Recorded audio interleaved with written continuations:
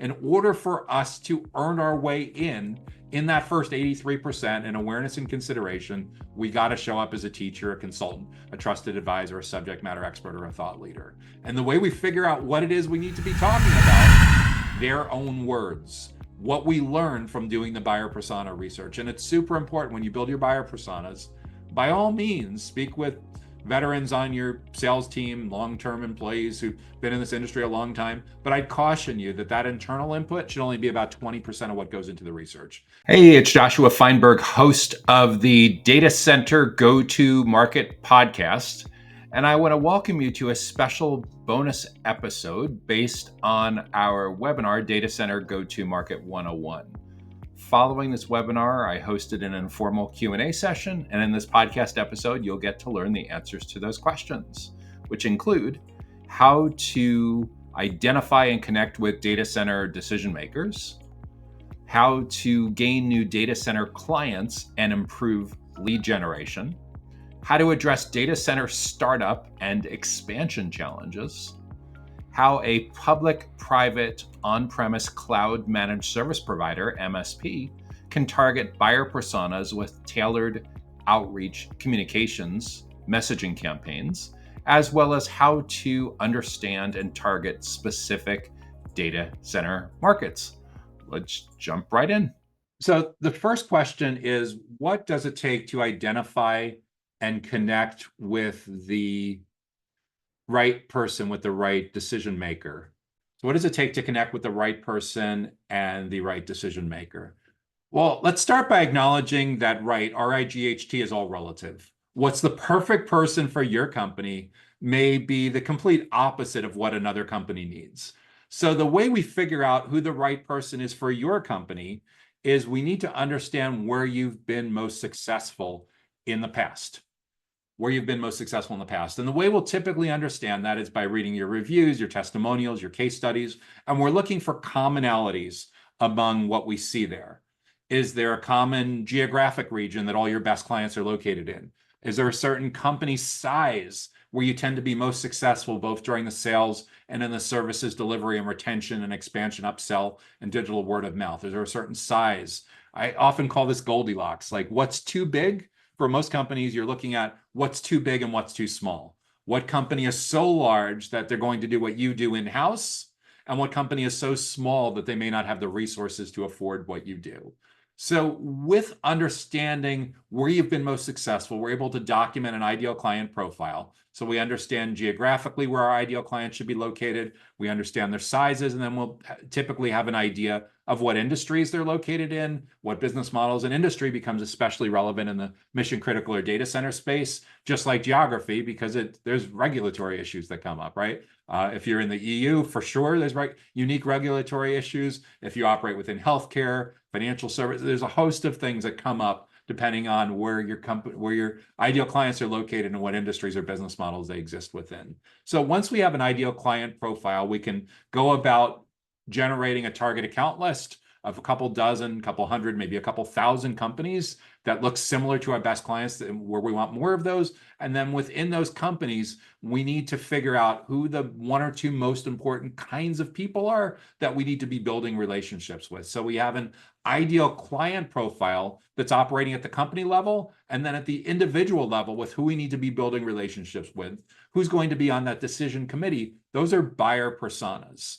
And we're going to rank those buyer personas depending on which one is most important, which one is second most important, maybe even which one is third most important. So we'll call it like a primary, a secondary, and maybe a tertiary buyer persona. And when we get into the buyer personas, that's where we figure out what does this kind of person have in common with each other? What are their biggest goals? What are their biggest challenges? The job titles, the certifications, the conferences they go to, the publications they read, the YouTube channels, the podcasts, all that stuff. And once we know that, and we're able to segment into primary and buyer personas, primary and secondary buyer personas, we can build a strategy for educating and building trust with the most important stakeholders in these kinds of companies and the second most important stakeholders in these kind of companies. That's what it takes to really be successful at being able to identify and connect with the right person and the right decision maker. And we need to always keep in mind that they don't want to talk to someone from your sales team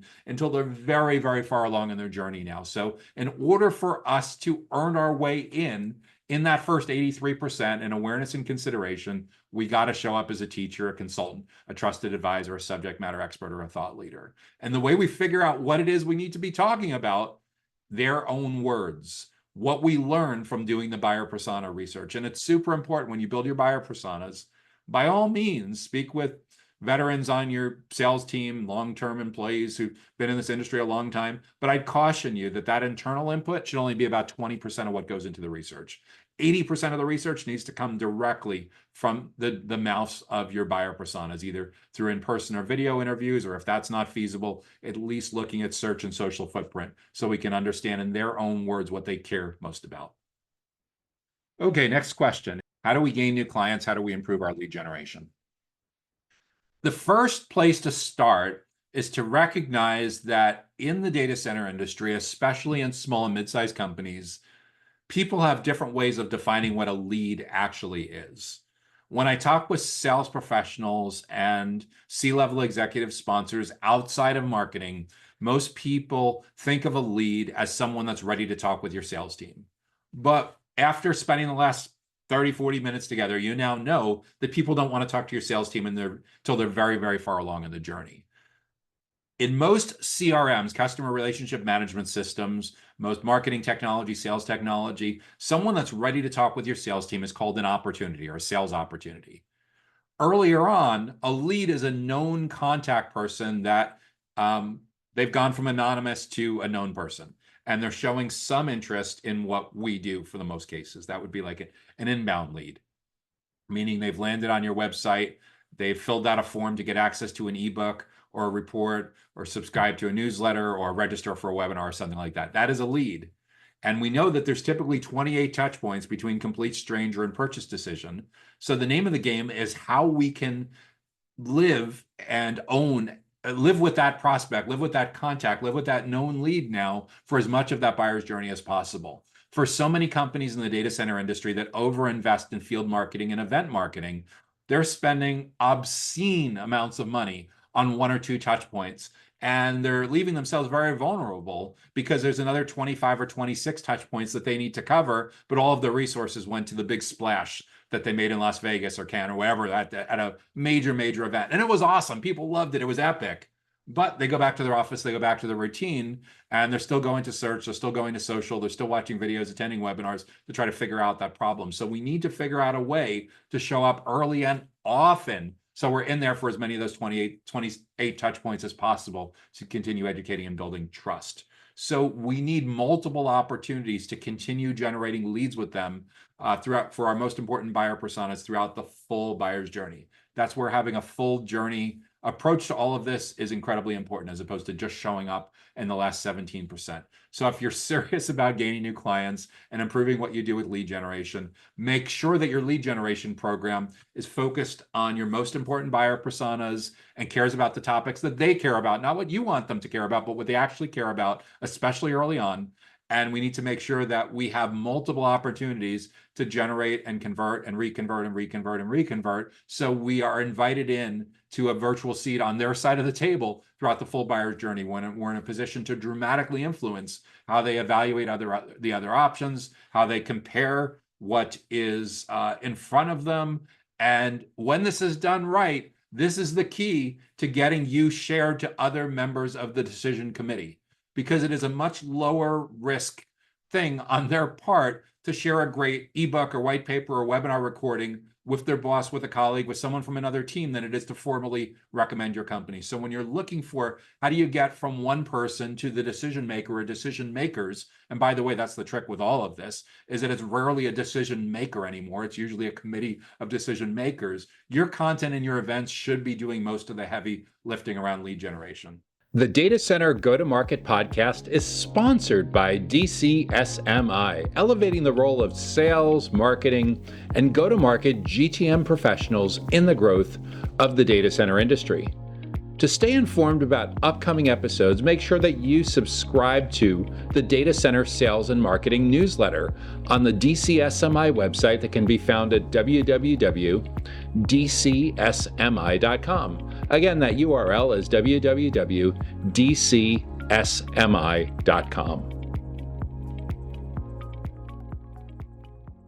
Okay, next question is, what about startup and expansion challenges?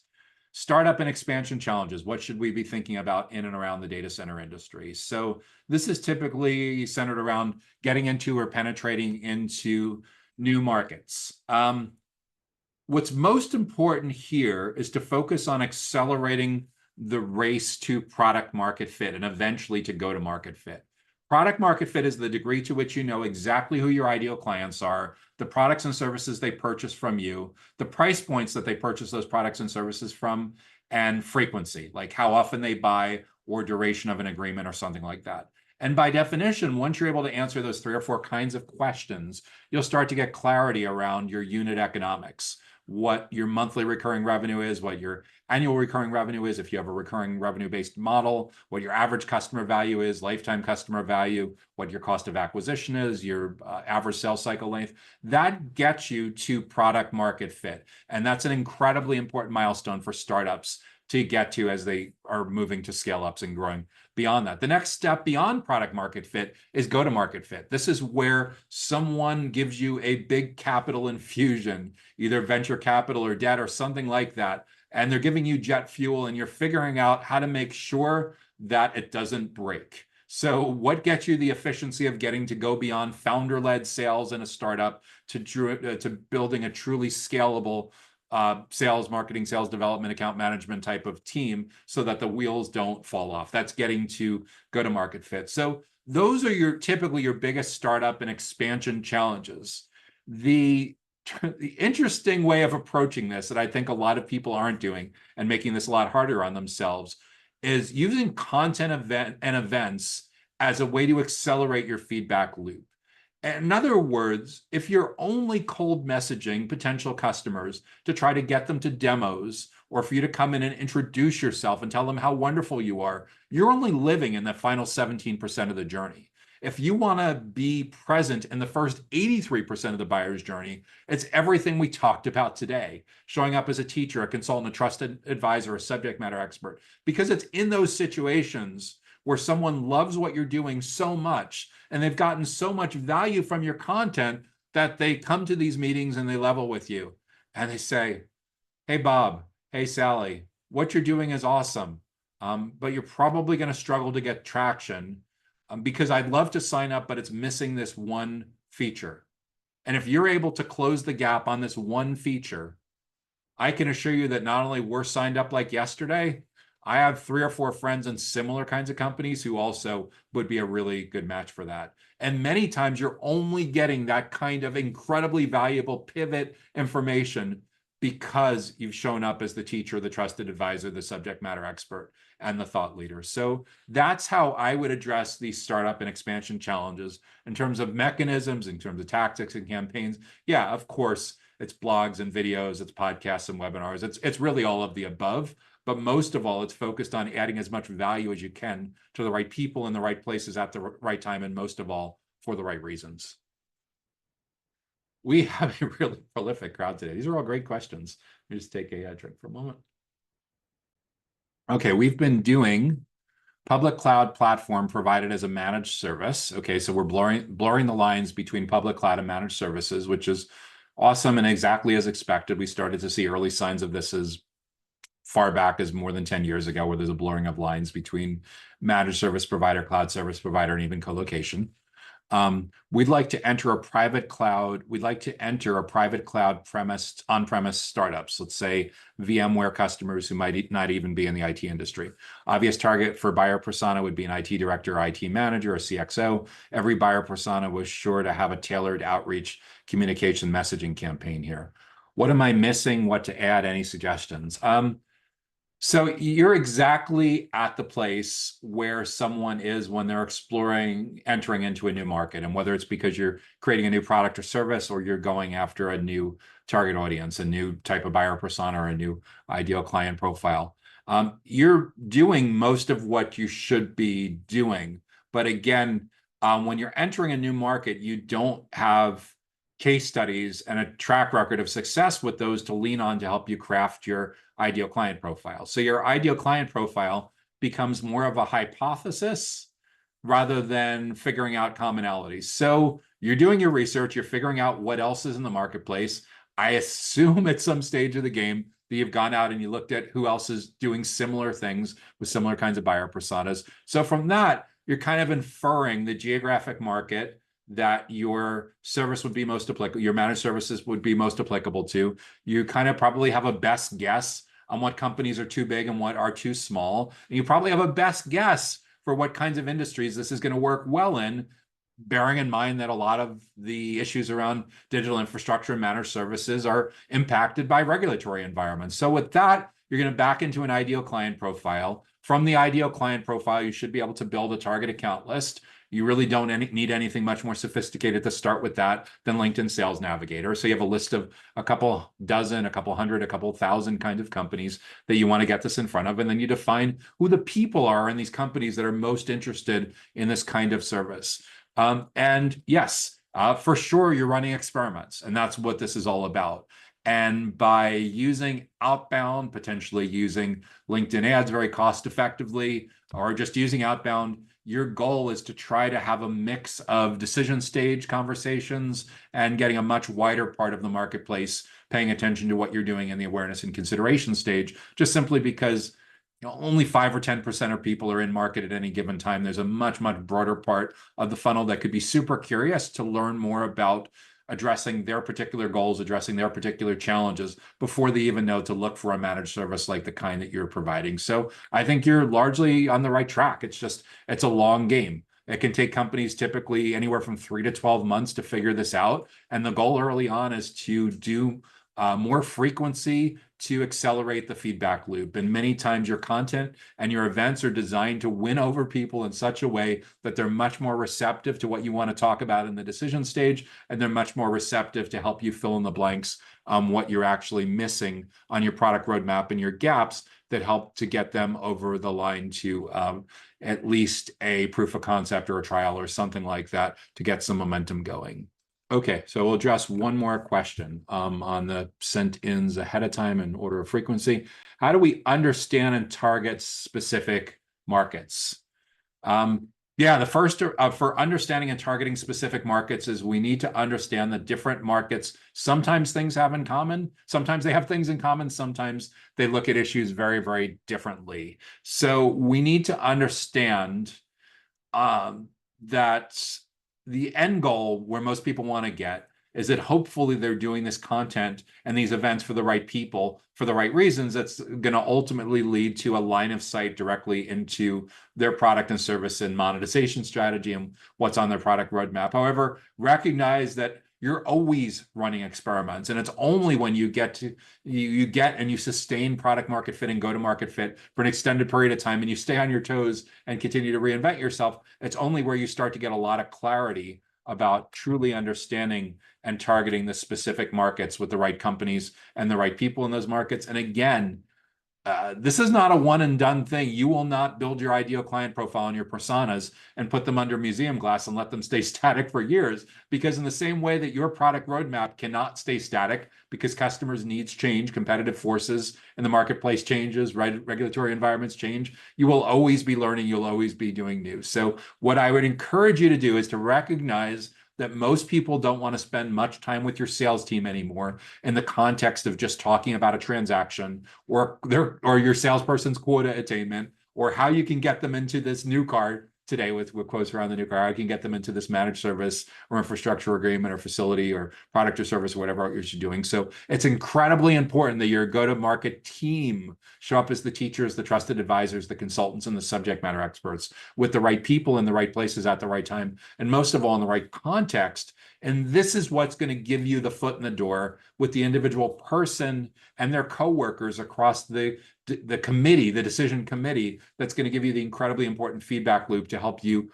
understand and target specific markets.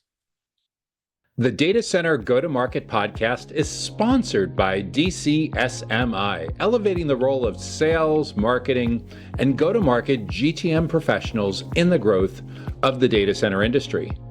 To stay informed about upcoming episodes, make sure that you subscribe to the Data Center Sales and Marketing newsletter on the DCSMI website that can be found at www.dcsmi.com. Again, that URL is www.dcsmi.com.